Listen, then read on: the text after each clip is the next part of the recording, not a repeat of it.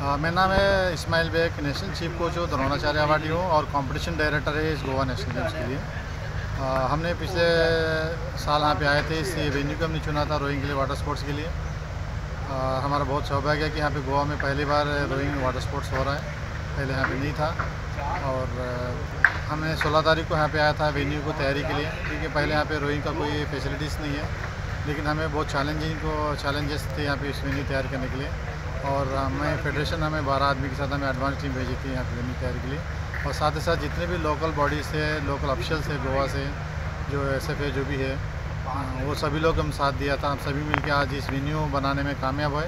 आज हमारा पहला दिन था जो रेस शुरू हो रहा है, काफ़ी अच्छा लगा, हमें स्मूथली हमारा कंपटीशन चल रहा है। और मेरे को अच्छा लग रहा है कि यहाँ पे काफ़ी अच्छा लग रहा है वाटर स्पोर्ट्स के लिए, काफ़ी अच्छा वाटर बॉडीज़ है।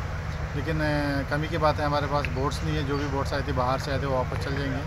और जितना भी सपोर्ट इक्विपमेंट है काफ़ी इन्होंने गोवा गवर्नमेंट खरीदा है। मेरा रिक्वेस्ट है जो गोवा सरकार से, वो भी अपना रोइंग बोट्स खरीदे ताकि यहाँ पे एक अच्छा सेंटर बनाए।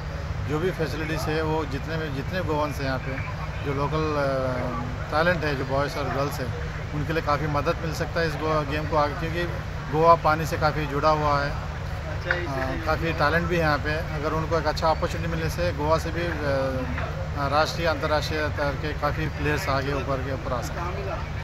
गोवा में नेशनल गेम है और ये गेम है वो गोवा में है, वो गोवा पार्टिसिपेट नहीं है।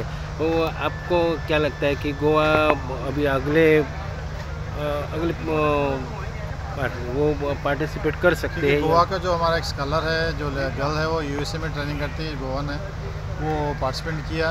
पोस्टल में उम्मीद है वो अच्छा एक मेडल जीता सकती है गोवा के लिए। रोइंग में आज पार्टिसिपेट किया है, क्योंकि एक रीज़न है कि गोवा में पहले से यहाँ पे रोइंग नहीं, इसलिए यहाँ से गोवा से नहीं। लेकिन जो हमारा डोमिसाइल रूल है वो रूल्स के मुताबिक से स्ट्रिक्ट है। कम से कम 6 महीने से पहले से कोई ना कोई यहाँ पे पढ़ाई करना चाहिए, यहाँ पे पोस्टेड होना चाहिए, यहाँ पे जो रेसिडेंस होना चाहिए। उस रूल की वजह से गोवा को में कोई टीम हमने ये नहीं कर पाए थे, अदरवाइज़ गोवा का जरूर टीम होता है।